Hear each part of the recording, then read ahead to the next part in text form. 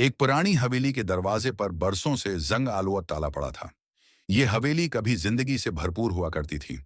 हर कमरे में हंसी की आवाजें गूंजती थीं, बच्चों की कलकारियां और बुजुर्गों की दुआएं फजा में बिखरती थीं। मगर वक्त ने उस घर को खामोश और बंद कर दिया।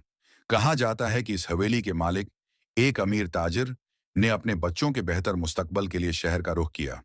हवेली की देखभाल करने वाले सब नौकरों को भी विदा कर दिया गया। वो खुशहाल ताजिर खानदान जब शहर में सेठ हुआ तो हवेली को भूल गए। यूं वो घर वक्त की गर्द में छिप गया। दीवारों पर अब दरारें पड़ चुकी थीं और जगह जगह से रंग अखड़ चुका था। दरवाजों और खिड़कियों को मकड़ियों के जालों ने घेर रखा था। कुछ लोगों का कहना था कि रात के वक्त हवेली से अजीब और गरीब आवाजें आती हैं, जैसे कोई किसी को पुकार रहा हो।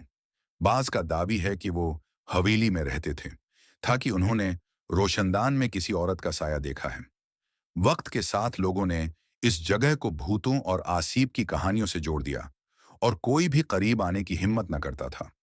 कुछ साल बाद एक नौजवान सहाफी, जो इस कस्म की प्रासरार कहानियों में दिलचस्पी रखता था, इस हवेली की हकीकत जानने के लिए वहां पहुंचा। उसने पुरानी दीवारों को छुआ, फर्श को देखा और खाली कमरों की सिसकियों को महसूस किया। रात को जब वो हवेली के अंदर था, तो उसने महसूस किया कि कोई उसे देख रहा है। उसे कुछ हल्की सी सरगोशियां सुनाई देने लगीं। खौफ की एक लहर उसके जिस्म में दौड़ गई, मगर उसने हिम्मत नहीं हारी। जब वो हवेली के एक कमरे में पहुंचा, तो उसे एक पुराना बोसीदा संदूक मिला।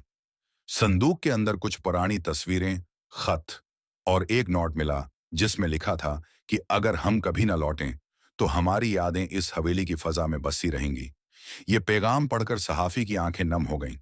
उसे एहसास हुआ कि ये हवेली भूतों या आसीब की नहीं, बल्कि इन लोगों की यादगार है जिन्होंने कभी यहाँ खुशियों से भरपूर जिंदगी गुजारी थी।